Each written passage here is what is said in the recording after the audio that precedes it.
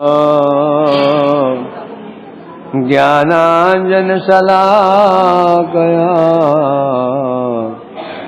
चक्षुरुन्मिलितं येन तस्मै श्रीगुरवे नमः। गुरवे गौरचन्द्राय राधिकायै तदालये कृष्णाय कृष्णभक्ताय तद्भक्ताय नमो वाञ्छाकल्पतरुभ्यश्च कृपा सिन्धुभ्येव च पतितानां पावनेभ्यो वैष्णवेभ्यो नमो नमो महावदन्याय कृष्णप्रेम प्रदायते कृष्णाय कृष्ण चैतन्य नाम्ने गौर। हे कृष्ण करुणा सिंधु दीनबंधो जगतपते गोपेश गोपिका कांत राधाकांत नमस्ते कांचन गौरांगी राधे वृंदावनेश्वरी विश्वानुसुते देवी प्रणमामि हरिप्रिय वृंदाय तुलसीदेव्यै प्रियाय केशवस्य च कृष्णभक्ति प्रदे देवी सत्यवते नमो नमः। श्री कृष्ण चैतन्य प्रभु नित्यानंद श्री अद्वैत गदाधर श्रीवासादि गौर भक्तवृंद हरे कृष्ण कृष्ण कृष्ण हरे हरे हरे राम राम राम हरे।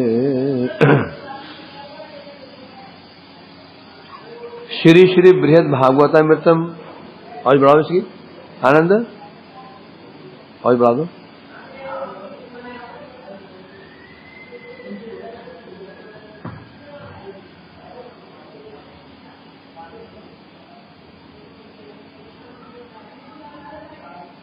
कौन है इधर?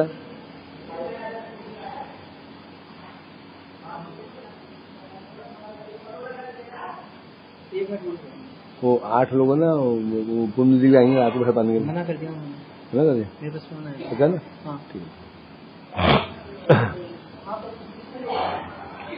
श्री श्री बृहद भागवतामृतम प्रथम खंड चतुर्थ अध्याय तो श्रवण कर रहे हैं हम लोग नारद हनुमान संवाद। कल यहाँ हनुमान जी कह रहे थे जब नारद जी ने कहा हनुमान चलो हम ऐसा करते हैं द्वारका चलते हैं या फिर कहाँ जाते हैं हस्तिनापुर चलते हैं जाके दर्शन करेंगे पांडवों का दर्शन करेंगे। मुझे कथा आवाज बढ़ा ना क्या कर लूँगा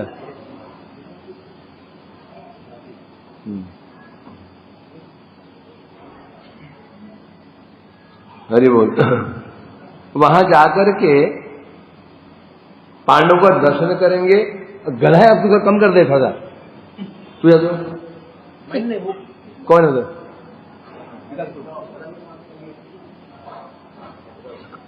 कहाँ से नमूने आ गए। हरि बोल ठीक है आजा ठीक है। इसमें भाग्य मेरे भाग्य में लिखेगा पागल से।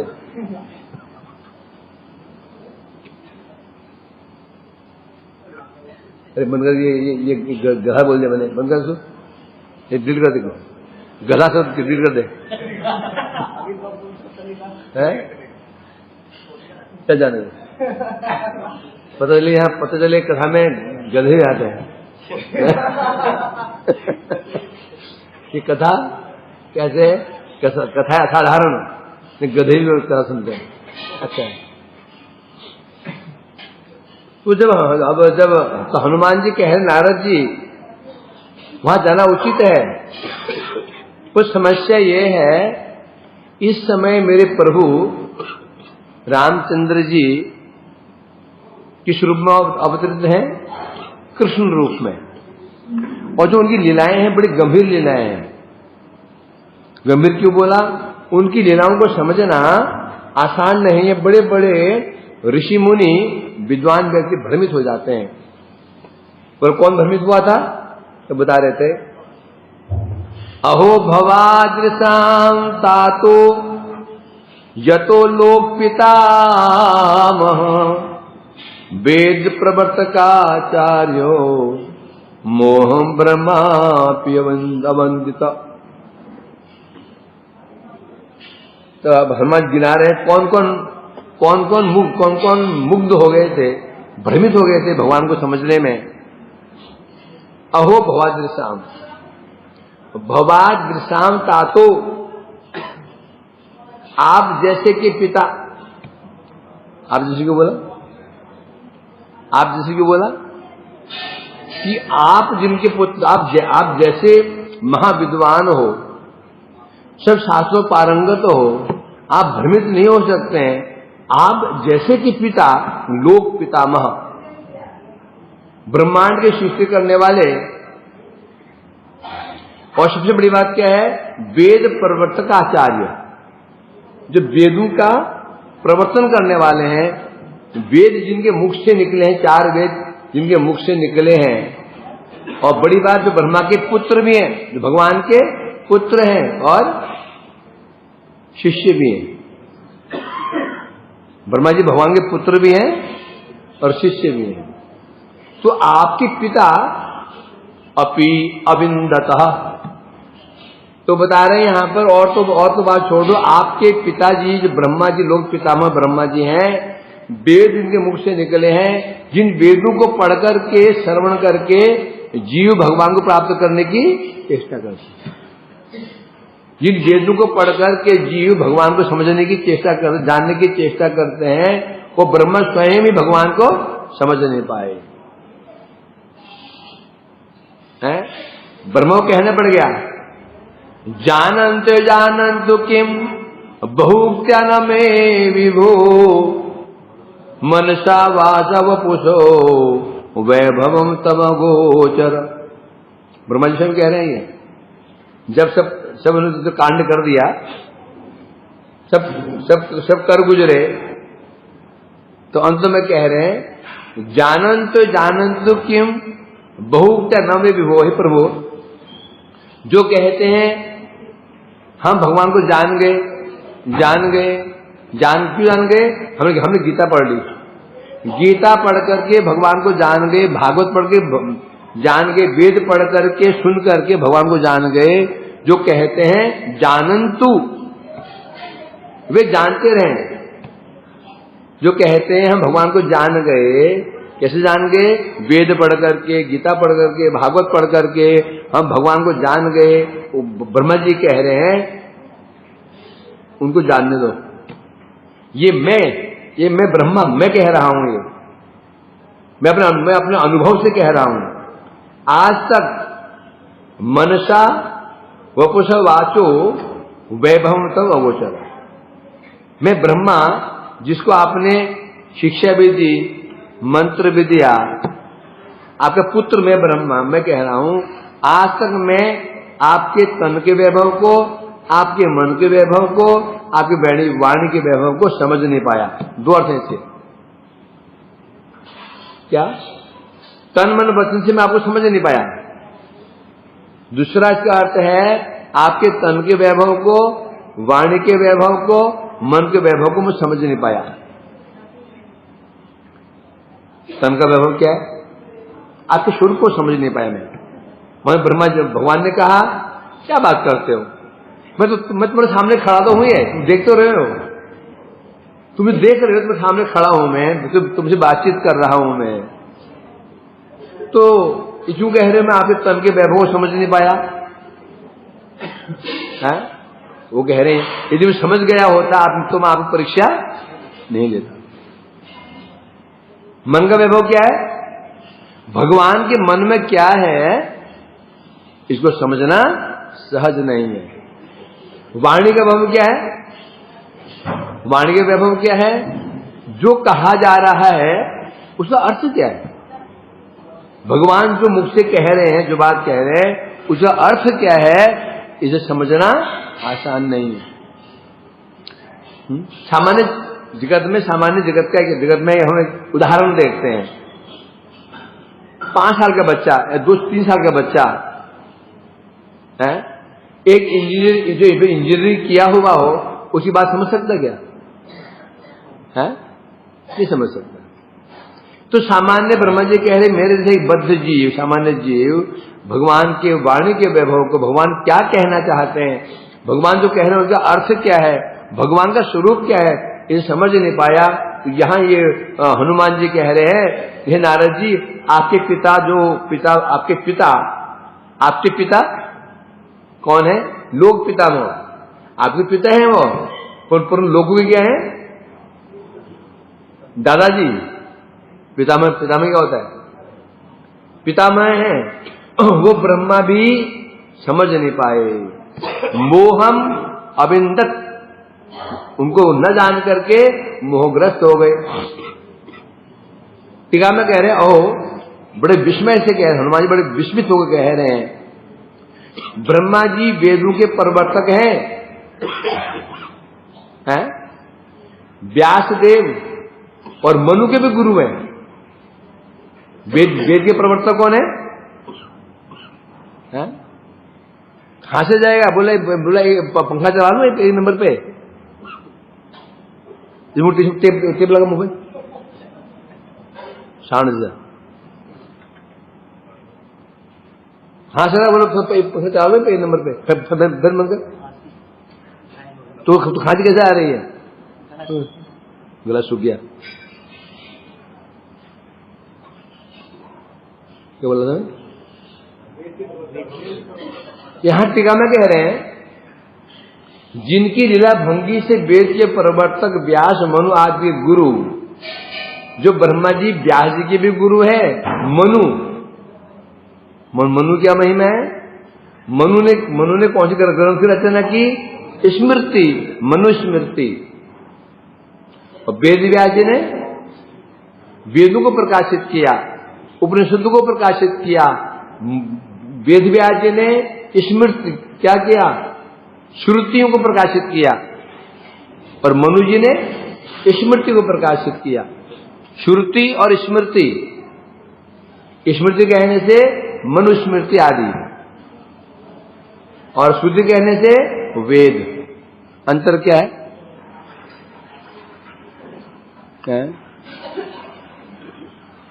श्रुतये गुरु परंपरा न केनचित क्रियते इति श्रुति।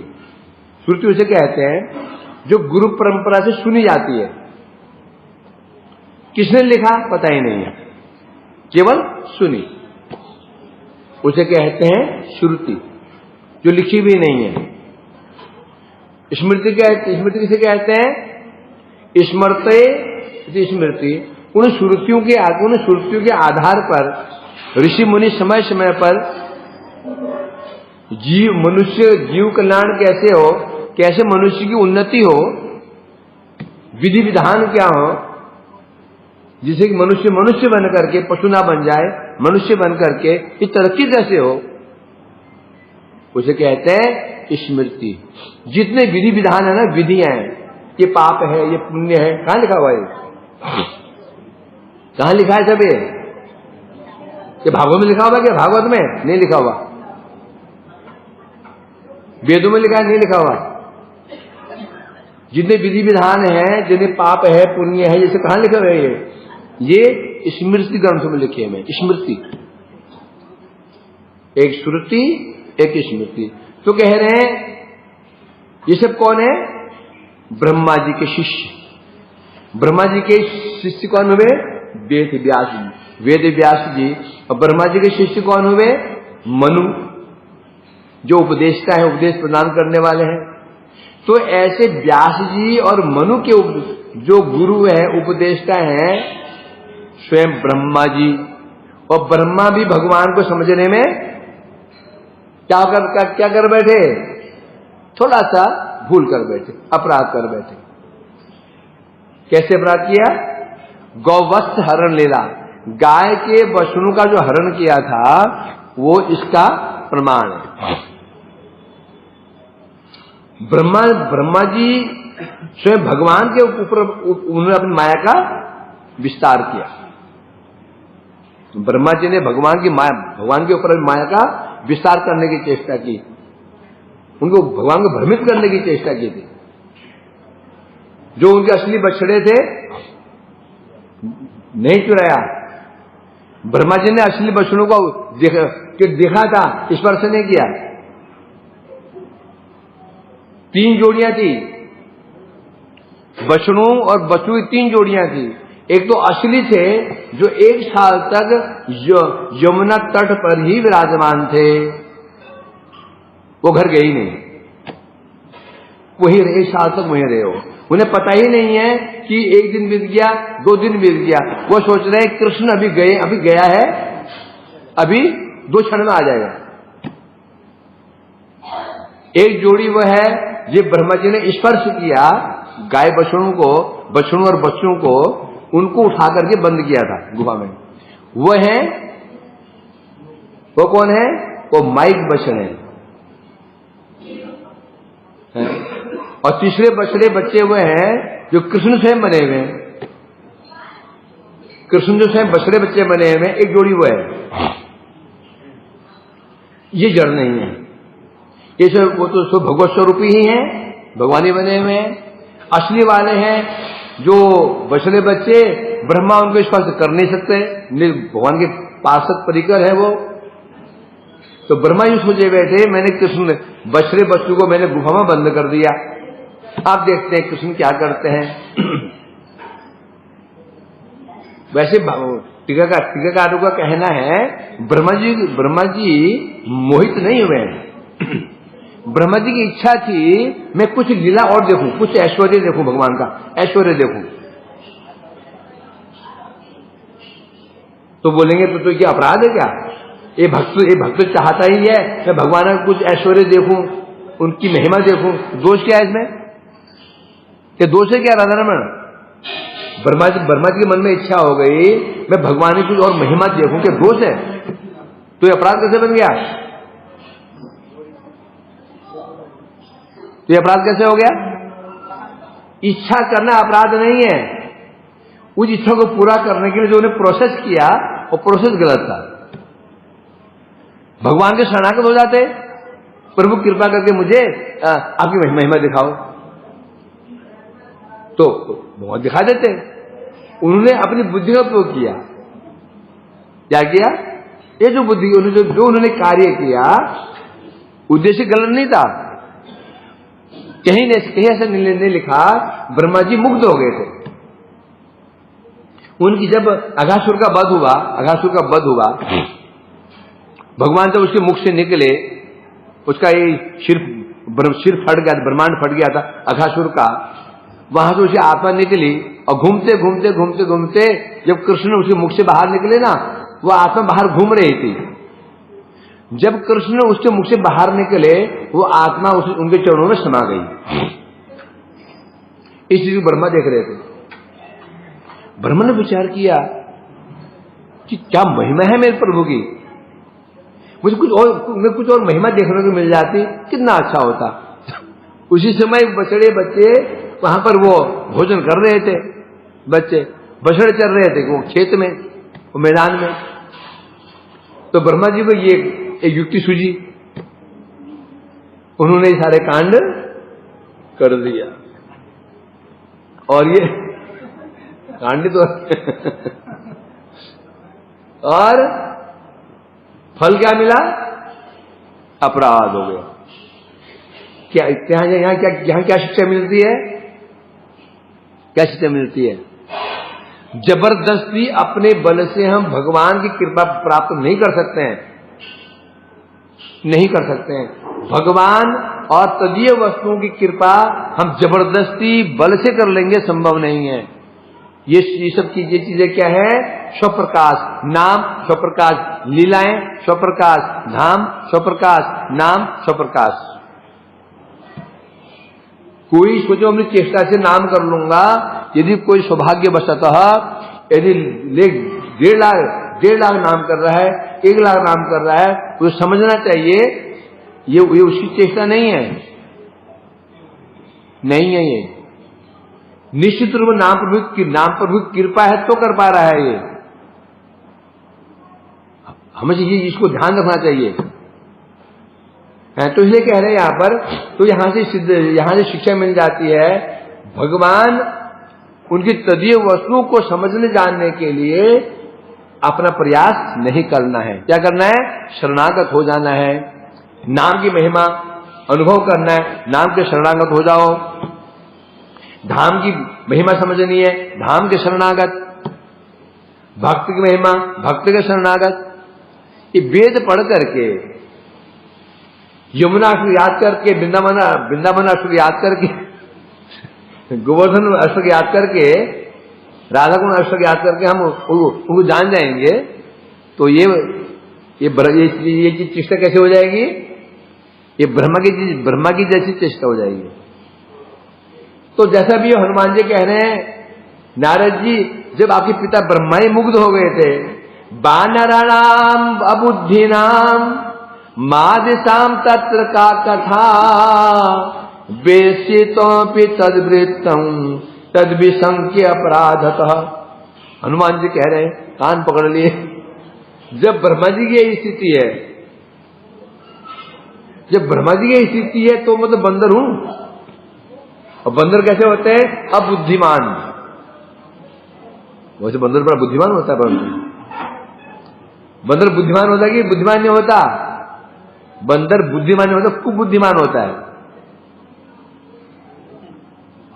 एक बुद्धिमान, कुबुद्धिमान। कुबुद्धि अधिक तीव्र होती है ना। जो व्यक्ति बुद्धिमान होता है उसे अधिक तेज बुद्धि किसकी होती है? दुष्ट की। उसकी और दुष्ट की बुद्धि तेज होती है, परंतु अच्छी होती है। तो इसलिए कह रहे हैं, बानर नाम मैं तो बानर हूं, और अबुद्धि नाम बुद्धि नहीं है। मेरे जैसे बुद्धिहीन सामान्य बंदर मादृशाम तत्र का कथा। जब ब्रह्मा जी मुग्ध हो गए तो मैं तो सामान्य बंदर हूं, मैं मुग्ध हो जाऊंगा तो इसमें कौन सी आश्चर्य की बात है? वेशितो में तद्वृत्तम। थोड़ा संकोच करते हुए हनुमान जी ने संकोच किया, बोलू ना बोलू। तब बोलते हैं, धीरे से बोले, नारद जी आप भी तो मुग्ध हो गए थे, आप भी तो मुग्ध हो, तुम बेशी, तुम भी जानते हो, मुग्ध तो एक बार आप भी हो गए थे। तद विसंख्य अपराध था, इसलिए मैं अपराध से भयभीत हूं। तो नारद जी कब मुग्ध हुए थे? नारद जी कब मुग्ध हो गए थे?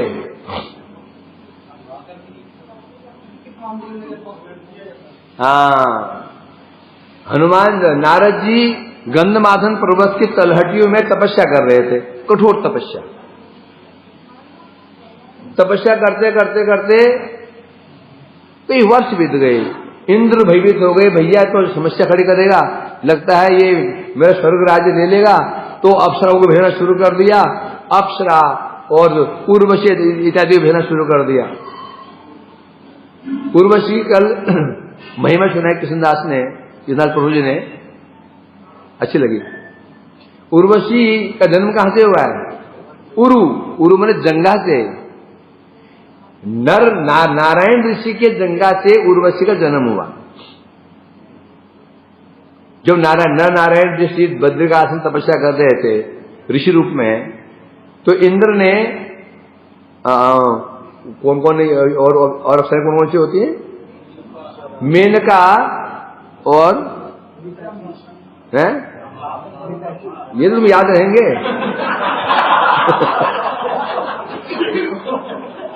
ये नाम याद रहेंगे। मैं बताओ, जो 8 महिषी हैं उनका नाम क्या है? उनका नाम नहीं बोल पाएंगे।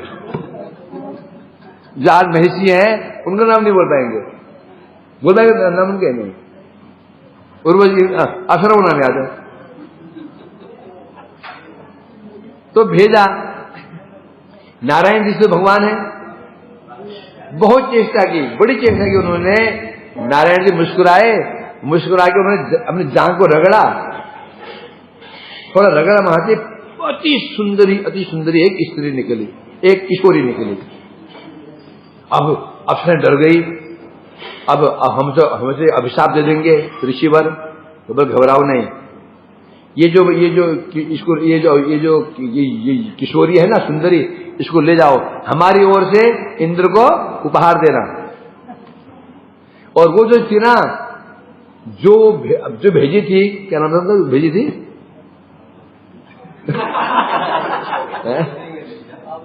अब नहीं बोलेंगे, जितनी भी थी वो सब फेल थी, फीकी है। चंद्र आकाश में, तारे टिमटिमाते हैं अमावस्या की रात में। आज अमावस्या है ना, आकाश में जाना, आकाश कितना सुंदर लग रहा है, मानो आकाश ने काली चादर ओढ़ रखी है, उसमें हीरे जड़े हुए हों, लगता है ना, सुंदर लगता है ना। और जैसी पूर्णिमा आएगी सब फीके दिखते, तारे हैं कि नहीं, देखना पड़ता है कहां है तारे। तो उस उर्वशी, नाम बढ़ गया उर्वशी, क्योंकि उरु से उनका जन्म हुआ है, उरु है। तो उर्वशी के विषय में बता रहे थे कृष्णदास जी कल। तो उर्वशी जो थी, ये पहले पूर्व जन्म में एक वैश्या, एक पति, क्या होता उसको, व्यभिचारिणी स्त्री थी, ब्राह्मण थी, ब्राह्मण की पत्नी थी, व्यभिचारिणी थी। इस पुरुष के साथ में, उस पुरुष के साथ में ये व्यभिचार करती थी। उस पाप के फलस्वरूप ये अगले जन्म में कुतिया बनी, कुतिया भी ऐसे बनी, सारे शरीर में कीड़े पड़े हुए थे, पूंछ गल गई, शरीर में कीड़े पड़े हुए, गज पड़ रहे हैं। और एक शुद्ध ब्राह्मण को, भक्त ब्राह्मण को थे, भक्त भी थे, उनके आसपास ही रहती थी, घर के आसपास। तो वो जो ब्राह्मण के स्नान आदि करते थे, चरण धोते थे, वो जल जाकर के जहां कभी शरीर को स्पर्श हुआ, वो जो शुद्ध भक्त थे, वैष्णव ब्राह्मण थे, उनके चरण जल के स्पर्श के प्रभाव से इसका ये पुण्य बना। अगले जन्म में इसका जन्म कहां से हुआ, नारायण की जंगा से। हाँ पहले, हाँ। तो वो जो कुतिया की अवस्था देख करके ब्राह्मण ने उसका चरण जल तो स्पर्श हुआ उसको, और उस समय ब्राह्मण ने उस कुतिया को एकादशी का फल दिया था। परिणाम ये हुआ, उस एकादशी के फल से, और उस शुद्ध ब्राह्मण जो वैष्णव ब्राह्मण था, चरणामृत पान करने से, स्पर्श करने से अगले जन्म में वह सौभाग्य प्राप्त हुआ, भगवान के नारायण के जंगा से उत्पन्न हुई उर्वशी है। तो ये उर्वशी बात कहां से आगे बीच में, हाँ। तो नारद तपस्या कर रहे थे, कर रहे थे सब, बहुत चेष्टा की, अप्सराएं फेल, उर्वशी फेल हो गई, सब फेल। नारद ने आंख खोली से, वो अप्सराएं घबरा गई, हाथ जोड़ लिए, डर के मारे, कोई चरण पकड़ रहा है, कोई साष्टांग प्रणाम कर रहा है, और डरो मत, जाओ जाकर के मैंने तुम्हें क्षमा कर दिया। वो तो चली गई, परंतु नारद के मन में एक अहंकार उत्पन्न हो गया। क्या अहंकार, मैंने काम को जीत लिया। तो क्या बन गया, मैं काम जय बन गया। क्या बन गया, काम जय। कामा एक नाम क्या है? मारक। मैं क्या बन गया, मारक मारो। क्या मैं क्या बन गया, मारक मारो। मारक को भी मारने वाला, किसी श्लोक मारक मारे क्या? हाँ, मारक मारो है ना। तो गर्भित मारक मार, सखी कौलये गौरम उदाहरण है ना। तो बता रहे यहां पर, अब नारद के मन में अहंकार आ गया, मैं काम को जीत लिया। बड़े बड़े ऋषि मुनि हार गए, ब्रह्मा जी मेरे पिता भी हार गए थे, मैं जीत लिया बस। अहंकार तो आ ही जाता। सीधे पहुंचे वहां पर शिव जी के पास में। शिव जी ने कहा, प्रभु आज इतना आनंदित है कि शिव ने प्रणाम किया और शिव जी को प्रणाम किया। प्रणाम करके बोल उठे, शिव जी महाराज जी, आपको आप विशेष बात बताऊं? क्या बताओ? मैंने काम को जीत लिया, पूरी घटना सुना दी। शिव जी वैष्णव है, एक वैष्णव को अन्य वैष्णव चिंता लग जाती है, एक वैष्णव को अन्य वैष्णव चिंता लग जाती है। शिव जी कुछ चिंतित हो गए, अरे ये जो समस्या खड़ी हो गई। नारद जी को अहंकार आना शुरू हो गया, और अहंकार मतलब क्या हो गया, अब इनका पतन की संभावना बढ़ गई है। तो उन्होंने जानबूझ छेड़ दिया, देखो नारद जी, आपने मुझे तो कह दिया, ये बात विष्णु को मत कहना, भगवान की बात नहीं कहना बिल्कुल। ऐसे क्यों बोला उनको? शिव ने ऐसे क्यों बोला कि भगवान को नहीं बोलना? शिव चाहते थे कि भगवान को जरूर बोले ये चीज। ये हमारे स्वभाव होता है, जो काम नहीं करने को बोलो ना, है ना। एक शेठ जी थे, ये चुटकुला है, तो जो कहने पत्नी उल्टा काम करे, जो कि पत्नी उल्टा काम करे, बड़े परेशान हो गए, इसे छुटकारा कैसे हो, कैसे इसे मेरे जीवन से छुटकारा पाऊं।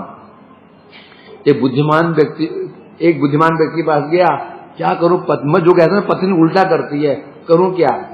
तो तुम चाहते क्या हो? इसे पे छुटकारा मिल जाए, बड़ा आसान है। हरिद्वार में हर की पौड़ी पे जाना, उसे बोलना यहां कूदना नहीं पानी में।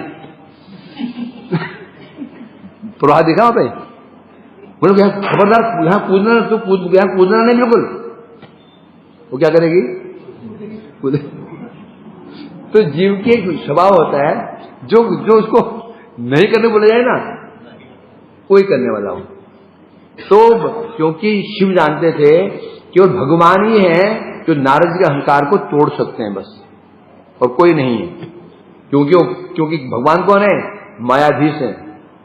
तो किसी प्रकार से इनको भगवान के पास भेजना होगा। तो कहा, मुझे तो कह दिया है नारद जी, विष्णु को मत कहना। अब नारद जी सोच रहे, देखा मुझसे चिढ़ रहे हैं ये, स्वयं तो हार गए थे, मोहिनी की वजह से भाग गए थे, और मैं अपनी महिमा की बताऊं क्यों नहीं? पहुंच गए, जानते विष्णु के पास गए। विष्णु ने कहा, वाह नारद जी, कोई बड़ी बात नहीं है, अरे भक्त हैं।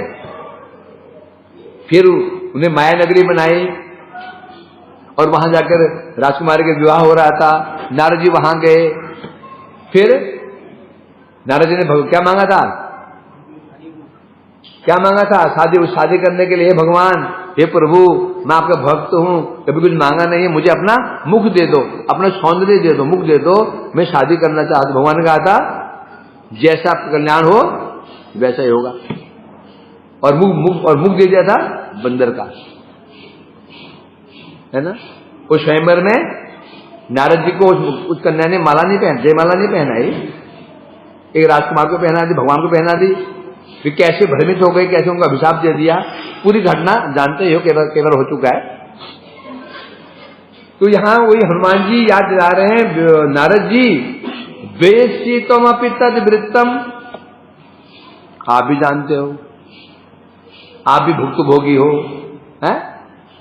तो तद विशंके अपराधतः, तो मैं इस अपराध के भय से शंकित हो रहा हूं, कहीं मैं तो बंदर बुद्धि हूं, कहीं लीला कुछ और हो रही हो, मैं कुछ और समझ बैठूं, और समझ करके मैं और कुछ ही विचार कर बैठूं, अपराध हो जाएगा, इसे कान पकड़ता हूं। तो सोचो, हनुमान जैसे भक्त अपराध से भयभीत हैं, और हम इतने क्या हैं? वीर बहादुर महापराक्रमी, अपराध का कोई भय नहीं है। भाई है क्या? है, अच्छी बात है, नहीं है तो होना चाहिए। तो इसलिए यहां कह रहे हैं, यहां पर तो टीका में कह रहे हैं, मैं तो एक निर्बोध बंदर हूं, बुद्धिहीन बंदर हूं, बुद्धिहीन हूं। यदि मैं उनका दर्शन करने के लिए गया, कहीं मैं ही मोहग्रस्त ना हो जाऊं, मुझे समझ ही नहीं पाऊं। तो अपराध बन जाएगा। जहां बड़े बड़े ज्ञानी मुनि भ्रमित हो सकते हैं, ब्रह्मन भ्रमित हो सकते हैं, तो फिर मेरी तो बात ही क्या है। इसलिए मैं वहां जाने से डर रहा हूं है? इसलिए बता रहे हैं यहां पर नारद जी भ्रमित, पर यहां पर जो घटना है ना, जो भ्रमित होने की घटना, ये घटना नहीं है। घटना क्या है? घटना ये है, जब नारद जी द्वारका में गए उनकी शादी के बाद, जब शादी ब्याह हो चुका था, तो उन्होंने देखा कि भगवान की सभी रानियां प्रसन्न है। रानियां हैं कितनी? 16,108। तो इसे स्पष्ट हो जाता है नारद जी प्रत्येक रानी को समय देते हैं। तभी तो स्त्री का प्रसन्न कब होगी? पति को समय दे, जब वार्तालाप करे। तो नारद विचार करने लगे, अकेले कृष्ण अकेले इतनी सारी रानियां संतुष्ट कैसे रह सकती हैं? बड़े विचार करने लगे। भाई तो यदि सोचो एक एक दिन में एक एक पास में रहे तो है कि नहीं, तो नंबर कब आएगा? नंबर कब आएगा? और जगत में कितने रहे, कितने साल है? 125 साल। वो भी ये पूरा कह रहे हैं। शादी बाद में हुई थी ना, तो संभव, तो नारद जी भ्रमित हो गए, संभव कैसे है ये? तो विचार करने लगे। पहले रुक्मिणी जी के भवन में गए, कृष्ण वहां विराजमान। सत्यभामा गए, क्यों वहां गए? वहां भगवान। तो उन्हें विचार किया, ऐसा लगता है जब मैं एक घर में जाता हूं ना, वहां से मैं दूसरे क्योंकि रानियों का महल अलग अलग होता है, यानी कि एक ही घर में 10-15 रहती हो, रानी अलग अलग महलों में रहती हैं। तो जब इस महल से मैं उस महल में जाता हूं ना, तो जाने में समय लगता है। और राजमहलों में क्या होते हैं? गुप्त द्वार, चोर द्वार, गुप्त द्वार होते हैं, गुप्त द्वार। उस द्वार से कृष्ण वहां पहुंच जाते हैं। तो उन्होंने क्या किया? 16,108 स्वरूप बनाए, है ना। और तब क्या देखा? प्रत्येक जगह कृष्ण विराजमान है और हर जगह उनकी भावभंगिमा अलग, कि भोजन कर रहे हैं तो कहीं लाड़ प्यार कर रहे हैं बच्चों से, कहीं उन्हें सिखा रहे, आदि आदि आदि आदि। तो हनुमान जी याद दिला रहे हैं, नारद जी आपके साथ तो ऐसे हुआ। मधुवन क्या कर रहा है? अब इनमें तेल डालेगा, फिर जलाएगा, अपन कैसे करेगा? अरे नहीं हुआ ऐसे, फिर जलाएगा नहीं, वहां जाकर के उनको अलग अलग तेल भरा, बाद में जला के सिखाना उधर। करो कर सकते तो करो। क्या बोला था? हाँ, तो हनुमान जी नारद जी को याद दिला रहे हैं क्या? त्वमपि तद वृत्तम वेत्सि। ये जो वृत्तांत है भ्रमित होने का, जो ये समस्या है, ये समस्या से आप भी जूझ चुके हैं, आपके साथ हो चुका है।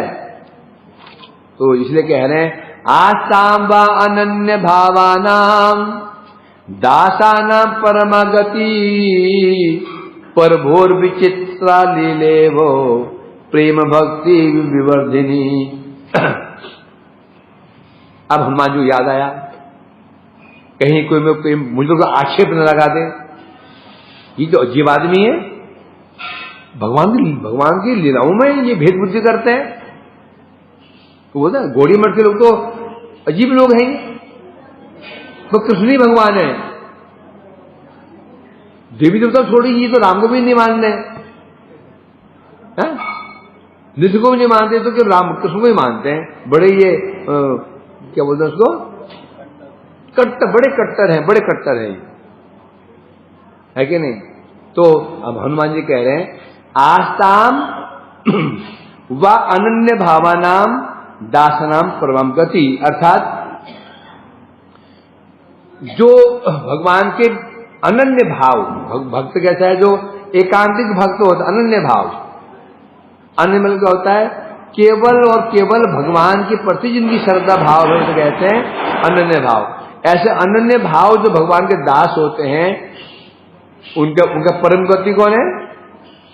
भगवान की विचित्र लीला। भगवान की जो विचित्र लीला है, ये अनन्य भाव से जो भजन करने वाले भक्त होते हैं उनकी परम गति है। गति किसे कहते हैं?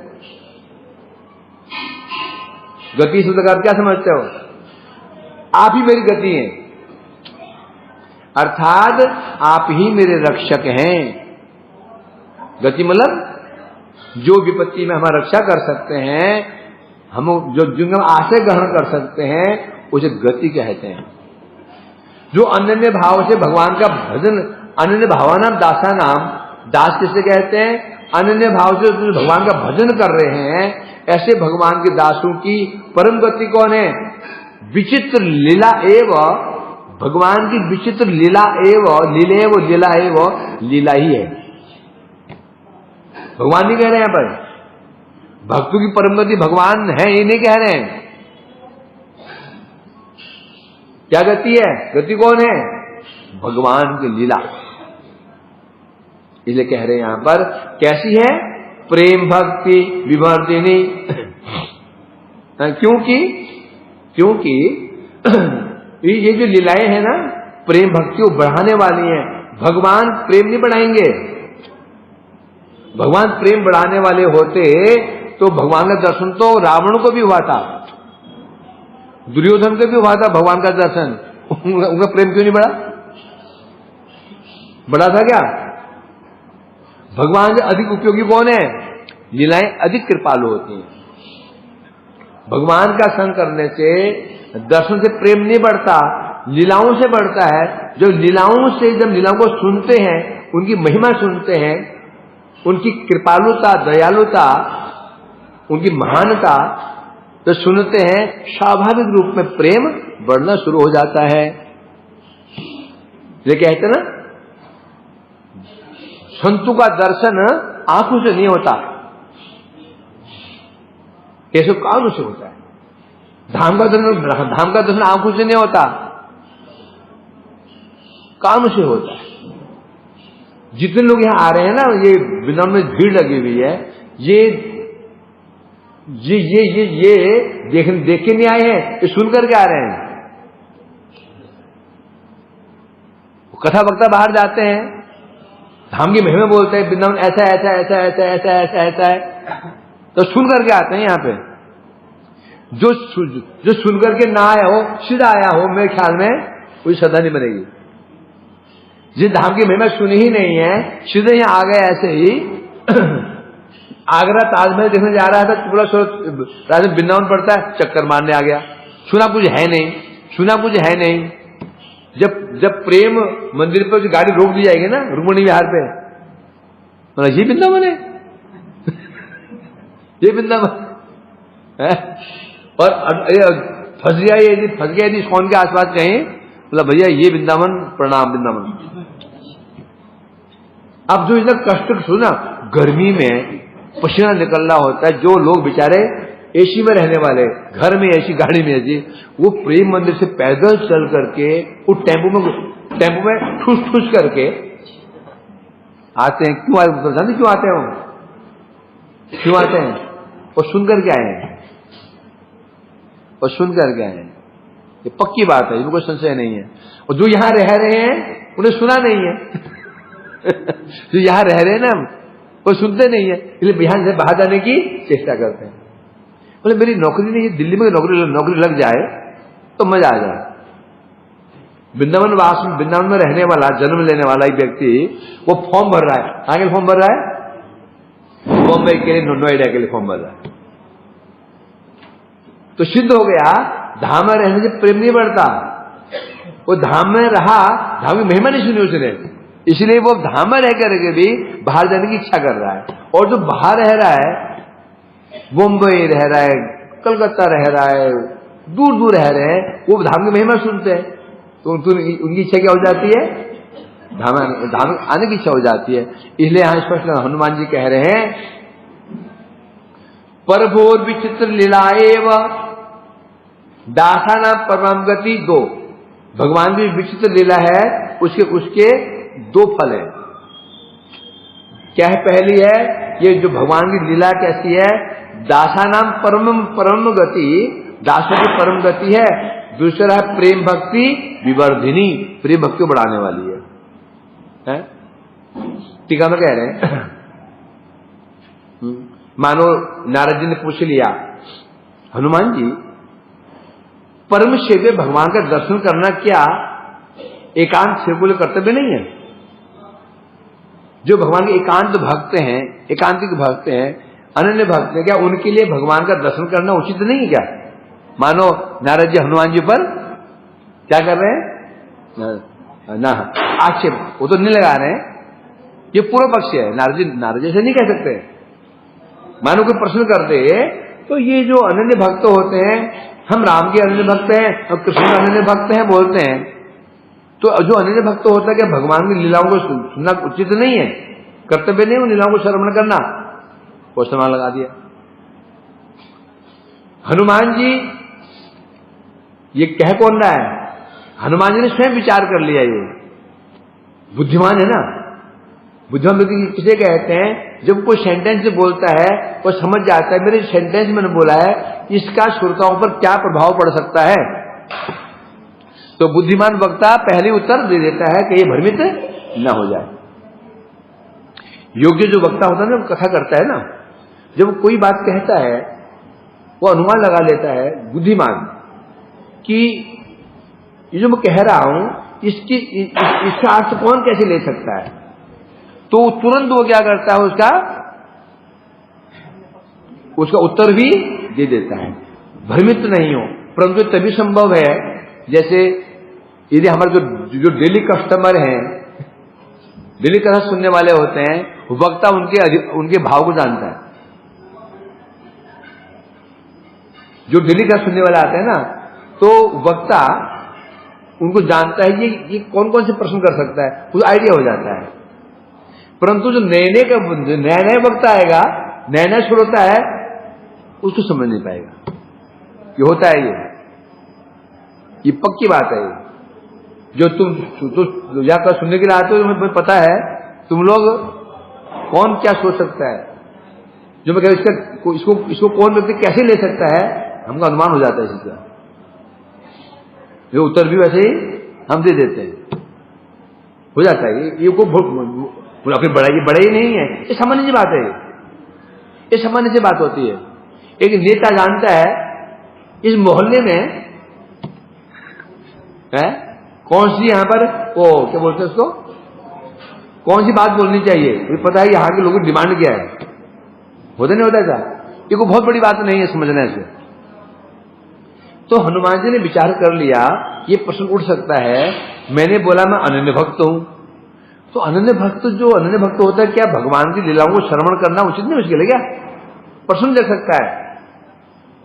इस आशंका को दूर करने के लिए हनुमान जी स्वयं कह रहे हैं अब 6 श्लोकों में है, इस आशंका को दूर करने के लिए हनुमान जी 6 श्लोक वर्णन, 6 श्लोक बोलेंगे, 6 श्लोक।